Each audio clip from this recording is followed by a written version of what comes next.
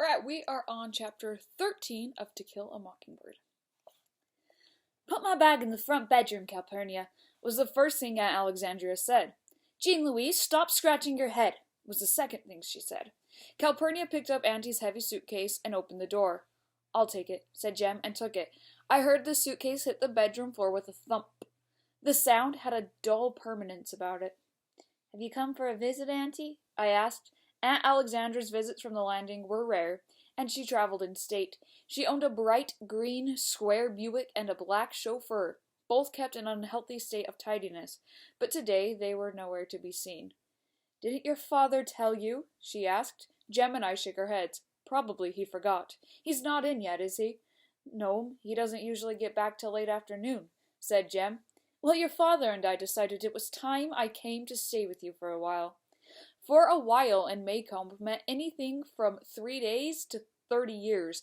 Jem and I exchanged glances. "Jem's growing up now, and you are too," she said to me.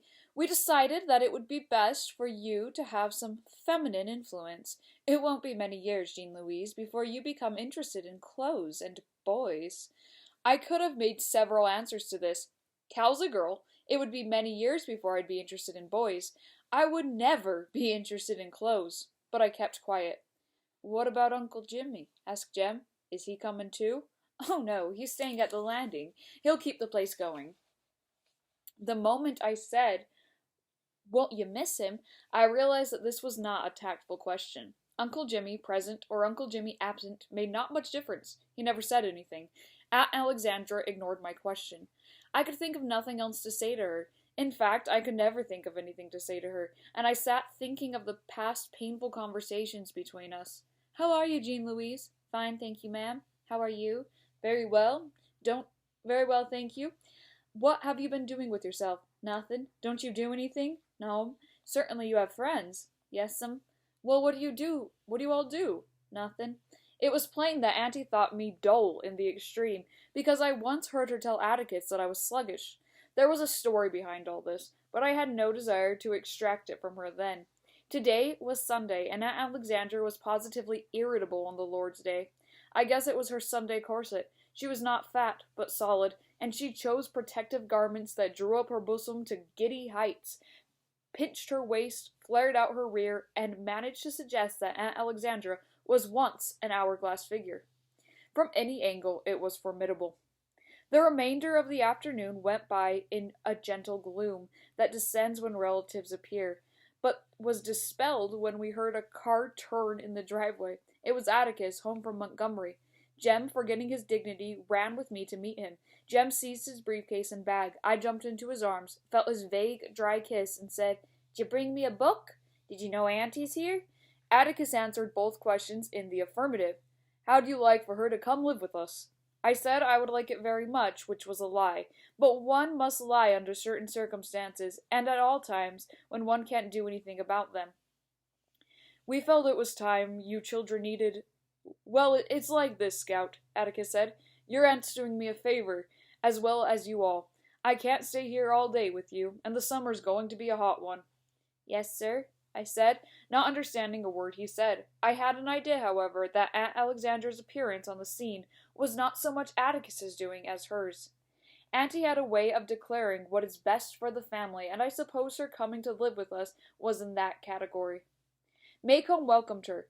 Miss Maudie Atkinson baked a lane cake so loaded with shinny that it made me tight.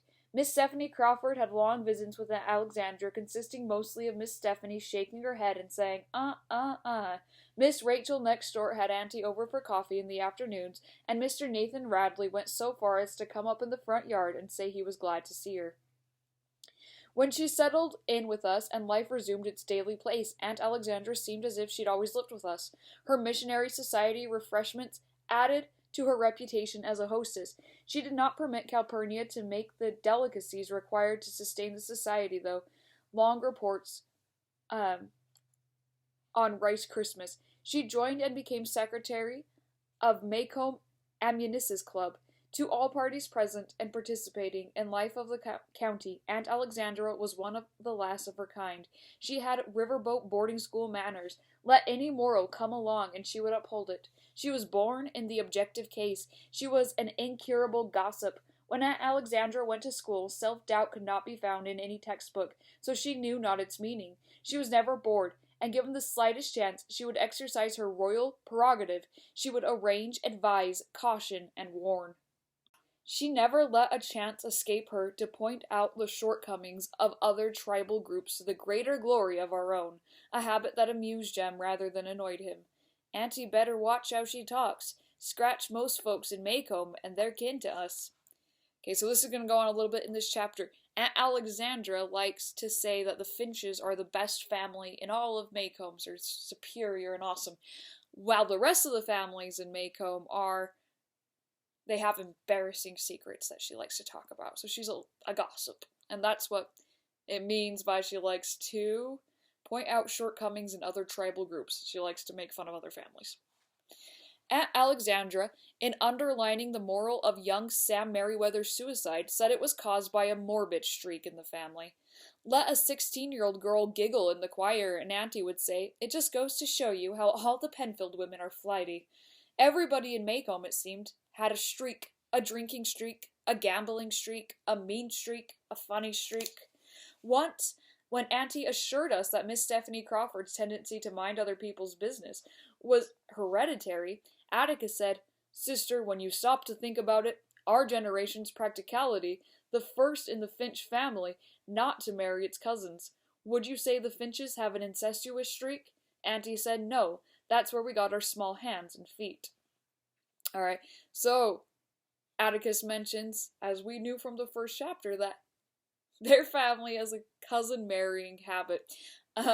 So this group of people didn't do that, but all their ancestors did, and Atticus says, "Does that mean that our family is incestuous? We have an incestuous streak?" And she says, no, that just gave us small hands and feet.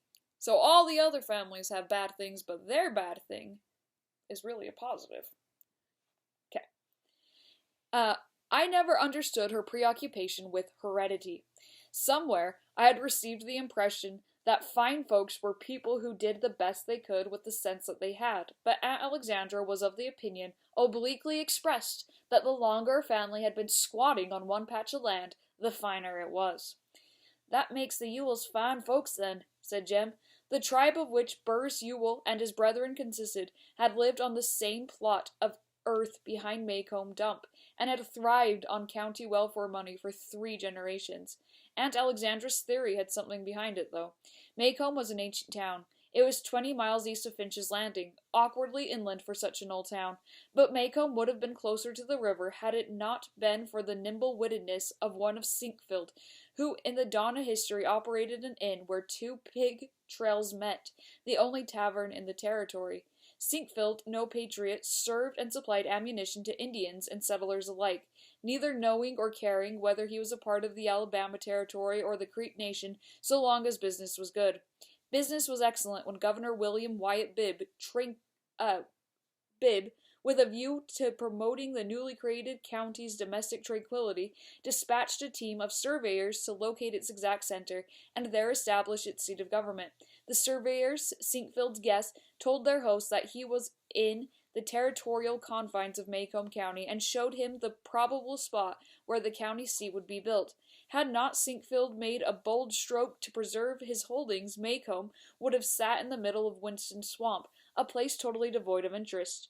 Instead, Maycomb grew and sprawled out of its hub, Sinkfield's Tavern, because Sinkfield reduced his guests to myopic drunkenness one evening, induced them to bring forward their maps and charts, lop off a little here and a little bit there, and adjust the center of the county to meet his requirements. He sent them packing next day, armed with their charts and 5 quarts of shinny in their saddlebags, 2 apiece and 1 for the governor. Because its primary reason for existence was government, Maycomb was spared the grubbiness that distinguished most Alabama towns and sizes. In the beginning, its buildings were solid, its courthouse proud, its street graciously wide. Maycomb's proportion of professional people ran high. One went there to have his teeth pulled, his wagon fixed, his heart listened to, his money deposited, his soul saved, his mules vetted. but the ultimate wisdom of Sinkfield's maneuver is open to question. He placed the young town too far away from the only kind of public transportation in those days, riverboat, and it took a man from the north end of the county 2 days to travel to Macomb for store-bought goods. As an island in a patchwork sea of cotton fields and timberland. As a result, the town remained the same size for 100 years, as an island in a patchwork sea of cotton fields and timberland. Although Macomb was ignored during the war between the states, Reconstruction rule and economic ruin forced the town to grow. It grew inward. New people so rarely settled there. The same families married the same families until the members of the community looked faintly alike. Occasionally, someone would return from Montgomery or Mobile with an outsider, but the result caused only a ripple in the quiet stream of family resemblance. Things were more or less the same during my early years. There was indeed a caste system in Macomb, but to my mind, it worked this way. The older citizens, the present generation of people who had lived side by side for years and years, were utterly predictable to one another. They took for granted attitudes, character shadings, even gestures as having been repeated in each generation and refined by time.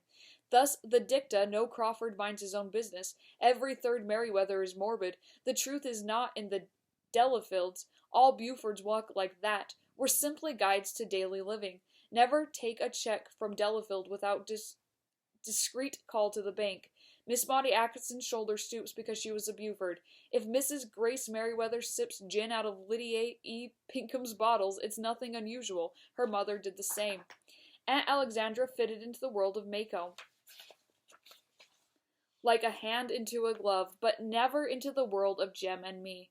I so often wondered how she could be Atticus's and Uncle Jack's sister, that I revived half-remembered tales of changelings and mandrake roots that Jem had spun long ago. Okay, so basically we had a big long town history again, saying that these families have been here a long time, everybody knows each other, and they expect certain things from certain families. She also says that Alexandra really fits in here, but she still doesn't understand Scout and Jem.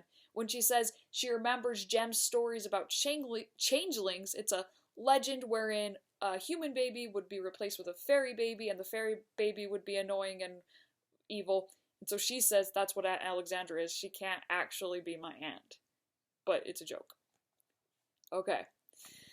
These were abstract speculations for the first month of her stay, as she had little to say to Jem or me, and we saw her only at mealtimes and at night before we went to bed. It was summer, and we were outdoors. Of course, some afternoons when I would run inside for a drink of water, I would find the living room overrun with Macomb ladies, sipping, whispering, fanning, and I would be called, "Jean Louise, come speak to these ladies." When I appeared in the doorway, Auntie would look as if she regretted her request. I was usually mud-splattered or covered with sand. "Speak to your cousin Lily," she said one afternoon, when she had trapped me in the hall. "Who?" I said. "Your cousin Lily Brooke," said Aunt Alexandra. "She's our cousin? I didn't know that." Aunt Alexandra managed to smile in a way that conveyed a gentle apology to Cousin Lily and firm disapproval to me. When Cousin Lily Brooke left, I knew I was in for it. It was a sad thing that my father had neglected to tell me about the Finch family, or to install any pride into his children. She summoned Jem, who sat warily on the sofa beside me. She left the room and returned with a purple-covered book, on which Meditations of Joshua S. St. Clair was stamped in gold. "Your cousin wrote this," said Aunt Alexandra. "He was a beautiful character." Jem examined the small volume. "Is it Cousin Joshua, who was locked up for so long?" Aunt Alexandra said, "How did you know that?" "Why, Atticus said he went round the bend at the university, said he tried to shoot the president, said Cousin Joshua said he wasn't anything but a sewer inspector and tried to shoot him with an old flintlock pistol, only it just blew up his hand. Atticus said it cost the family $500 to get him out of that one." Aunt Alexandra was standing stiff as a stork. "That's all," she said. "We'll see about this." Before bedtime, I was in Jem's room trying to borrow a book when Atticus knocked and entered. He sat on the side of Jem's bed, looked at us soberly, then grinned. He said. He was beginning to preface some things he said with a throaty noise, and I thought he must at last be getting old, but he looked the same. "I don't exactly know how to say this," he began. "Well, just say it," said Jem. "Have we done something?" Our father was actually fidgeting. "No. I just want to explain to you that Your Aunt Alexandra asked me. Son, you know you're a Finch, don't you? That's what I've been told. Jem looked out the corners of his eyes. His voice rose uncontrollably. Atticus, what's the matter? Atticus crossed his knees and folded his arms. I'm trying to tell you the facts of life. Jem's disgust deepened. I know all that stuff, he said. Atticus suddenly grew serious. In his lawyer's voice, without a shade of inflection, he said, Your aunt has asked me to try and impress upon you and Jean Louise that you are not from the run-of-the-mill people, that you are the product of several generations' gentle breeding. Atticus paused, watching me locate an elusive red bug on my leg. Gentle breeding, he continued when I had found and scratched it, and that you should try to live up to your name. Atticus persevered in spite of us. She asked me to tell you, you must try to behave like the little lady and gentleman that you are. She wants to talk to you about the family and what it's meant to Maycomb County through the years, so you'll have some idea of who you are, so you might be moved to behave accordingly. He concluded at a gallop. Stunned, Jem and I looked at each other, then at Atticus, whose collar seemed to worry him. We did not speak to him. Presently, I picked up a comb from Jem's dresser and ran its teeth along the edge. Stop that noise, Atticus said. His curtness stung me. The comb was midway in its journey, and I banged it down. For no reason, I felt myself beginning to cry. I could not stop. This was not my father. My father never thought these thoughts. My father never spoke so. Aunt Alexandra had put him up to this somehow. Through my tears, I saw Jem standing in a similar pool of isolation, his head cocked to one side. There was nowhere to go, but I turned to go and met Atticus's vest front. I buried my head in it and listened to the small internal noises that went on behind the light blue cloth, his watch ticking, the faint crackle of his starched shirt, the soft sound of his breathing. Your stomach's growling, I said. I know it, he said. You better take some soda. I will, he said. Atticus, is all this behaving and stuff gonna make things different? I mean, are you? I felt his hand on the back of my head. Don't worry about anything, he said. It's not time to worry. When I heard that, I knew he had come back to us. The blood in my legs began to flow again, and I raised my head. You really want us to do all that? I can't remember everything Finches are supposed to do. I don't want you to remember it. Forget it. He went to the door and out of the room, shutting the door behind him. He nearly slammed it, but caught himself at the last minute and closed it softly. As Jem and I stared, the door opened again, and Atticus peered around it. His eyebrows were raised, his glasses had slipped. Get more like Cousin Joshua every day, don't I? Do you think I'll end up costing the family $500? I know now what he was trying to do, but Atticus was only a man. It takes a woman to do that kind of work.